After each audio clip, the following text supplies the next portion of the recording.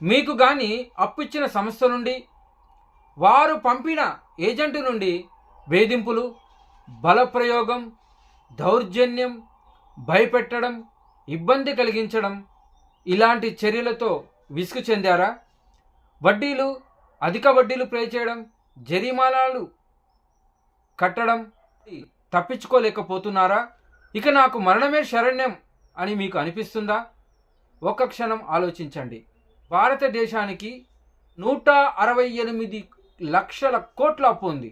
ప్రతి ఒక్క భారతీయుడికి కూడా పరిపరి విధాలుగా అప్పులు పడి ఉన్నాడు. వారెందుకు బాధపడట్లేదు? వారెందుకు చనిపోవట్లేదు? మరి ఈ యొక్క వీడియోలో మీరు ఎక్కడ కూడా స్కిప్ చేయకుండా ఒక వ్యక్తికి అప్పులు ఎందుకు చేయవలసి వచ్చింది, అప్పులు ట్రాక్లో ఎలా పడుతున్నాడు, మీకు అప్పు ఇచ్చిన లెండర్కి ఉన్న హక్కులు మరియు బాధ్యతలు, అప్పు తీసుకున్న వ్యక్తిగా మీ యొక్క బాధ్యతలు మరియు హక్కులు, వీటి గురించి ఈ యొక్క వీడియోలో మనం చర్చించబోతున్నాము. నేను MK Shankar. Welcome to our channel Shankar's advisory. నా యొక్క పనిలో భాగంగా నేను చాలామంది వ్యక్తులను, క్లయింట్స్ని కలుస్తుంటాను. సార్, మీరు ఎందుకు లోన్ తీసుకున్నారు అని నేను అడిగినప్పుడు చాలామంది నాకు పరిపర విధాలుగా ఆన్సర్లు చెప్పారు.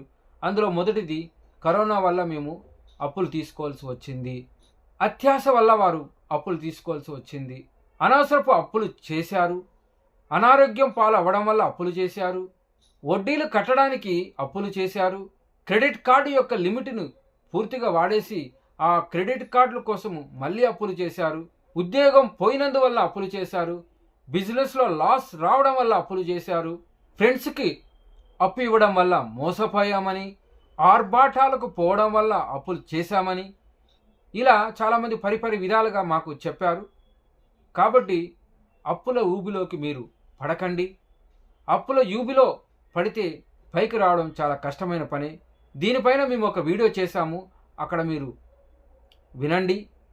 అంతేకాకుండా మీరు ఎంతవరకు అప్పులు సహించగలరు అనే ఒక చిన్న ఫార్ములా మీకు నేను చెప్తాను, అది మీరు వినాలి, ఆచరణలో కూడా పెట్టుకోవాలి. మీరు సంపాదించే ₹1,00,000 సంపాదన ఉన్నట్లయితే దానిలో 30% అనగా ₹30,000 వరకు మీరు ఈఎంఐల కోసము వాడవచ్చు. ఇలా చేయడం వల్ల మీకు అది అప్పులు భారంగా కాకుండా ఉంటాయి. ఇది మనకు పెద్దలు ఎప్పటి నుండో చెప్తున్న మాటే. పెద్దల మాట సద్దిమూట కదా. ఇప్పుడు లోను ఇచ్చిన వ్యక్తిగా లెండర్కు ఉన్న హక్కులు ఏమిటంటే, అతడు మీకు లోన్ ఇచ్చినందుకు గాను మీ దగ్గర నుండి ప్రిన్సిపల్ను మరియు అసలును వసూలు చేసుకోవచ్చు. ఆ వసూలు చేసే క్రమంలో సెక్యూర్ లోన్ అయితే ఇంటిని, కారుని జప్తు కూడా చేసుకోవచ్చు. అన్సెక్యూర్ లోన్ అయితే అతడు ఏం చేయలేకపోవచ్చు. మరియు వసూలు చేసే క్రమంలో అతడు కొంతమంది ఏజెంట్లను అపాయింట్ చేసుకొని వారి ద్వారా వసూలు కూడా చేసుకోవచ్చు. అది అతనికి ఉన్న హక్కులు. మరి బాధ్యతలు కూడా ఉంటాయి.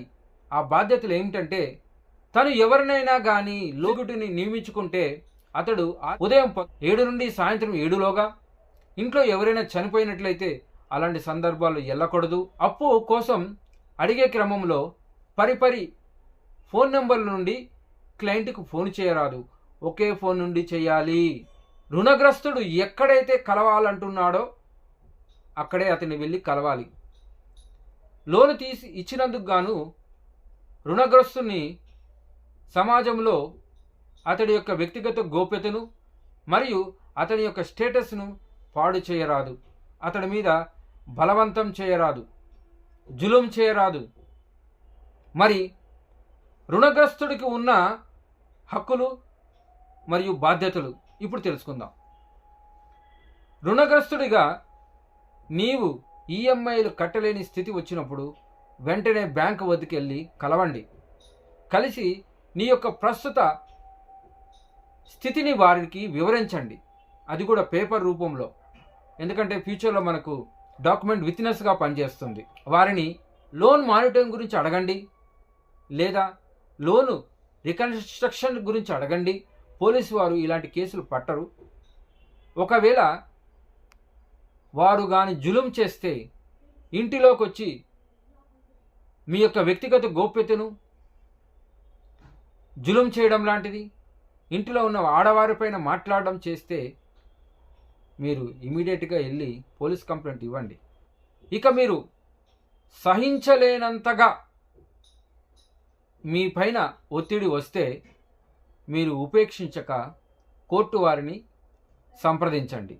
అది కూడా ఇక్కడ మీరు లాయర్ను సంప్రదించి 39 rule 1 and 2 of CPC act 1908 చట్టం ప్రకారం మీరు రిలీఫ్ కోసం అప్లై చేయండి. రూల్ నెంబర్ 1 ప్రకారం మీకు టెంపరరీ రిలీఫ్ వస్తుంది.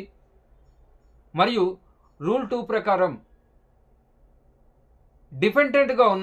డిపెండెంట్గా ఉన్న బ్యాంక్ కానీ ఎవరు మిమ్మల్ని సతాయించకుండా మీకు కోర్టు వారు టెంపరరీ ఇంజెక్షన్ ఇస్తారు. తద్వారా మీకు కొంతకాలము ఉపశమనం కలుగుతుంది. మీరు ఎప్పుడు కూడా లోన్ కట్టను అనకండి, కట్టడానికి ట్రై చేయండి.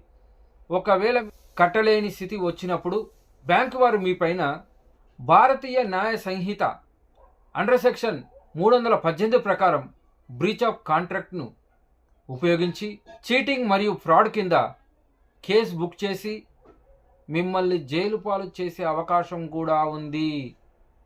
ఆ జైలు 7 సంవత్సరాల వరకు పడే అవకాశం ఉంది. మరియు జరిమానా కూడా కట్టవలసి వస్తుంది. కాబట్టి ఎంతవరకైనా మీరు ఎప్పుడైనా కానీ లోన్ కడతామన్నట్టునే మాట్లాడాలి. దేవుడిచ్చిన అమూల్యమైన జీవితాన్ని ముగించుకోకండి. మనిషా డబ్బా అన్న సందర్భంలో కోర్టు వారు మనిషికి ఎక్కువ ప్రాముఖ్యత ఇస్తారు. మనిషి ఉంటే డబ్బు సంపాదించుకోవచ్చు. సో వ్యక్తిగత అభివృద్ధి దేశాభివృద్ధి.